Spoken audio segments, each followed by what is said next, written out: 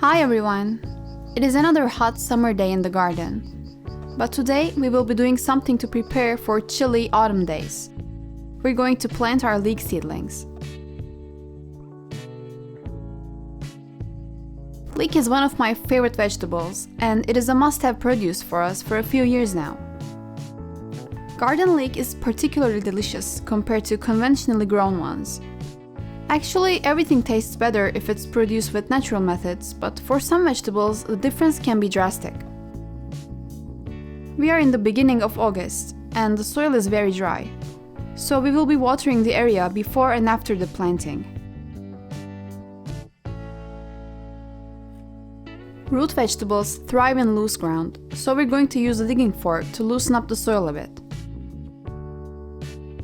This is the same area that we harvested broad beans and peas earlier.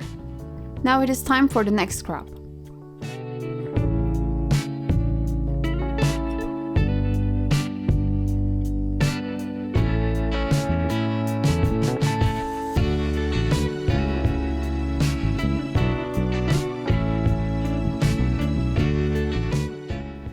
We are absolutely not self-sufficient in terms of growing everything we put on the table.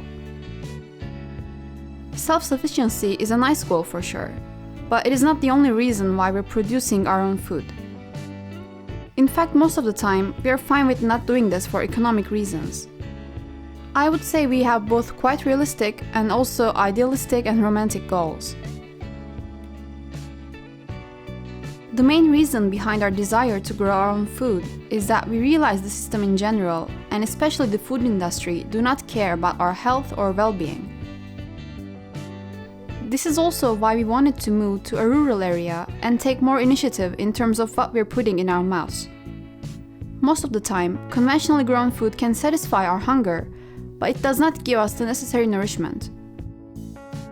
On the contrary, the pesticides, herbicides, and all kinds of chemicals and preservatives used in the process are making us sick. Before planting, we are mixing some humic acid to the water to give our seedlings a boost.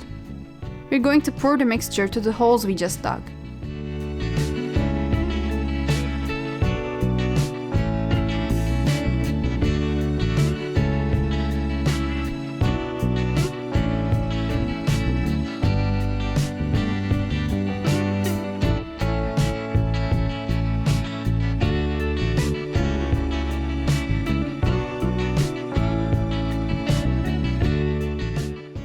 So, learning more about the health implications was our first step towards trying to build a different lifestyle.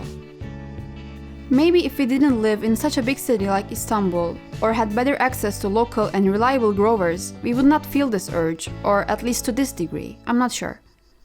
But ever since we came here and started gardening, we had the chance to observe nature much more closely. So this is where our more romantic reasons began.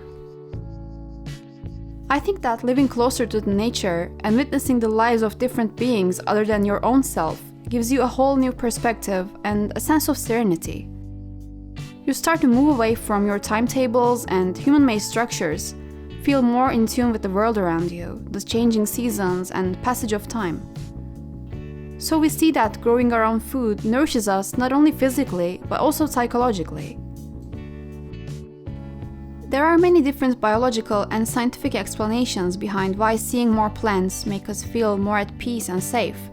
But at the end, what keeps us going is the feeling that we get when we come to the garden.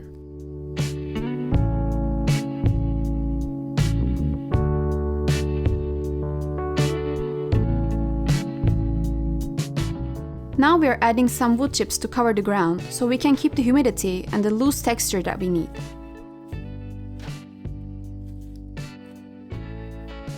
It is important to realize that nature is everywhere.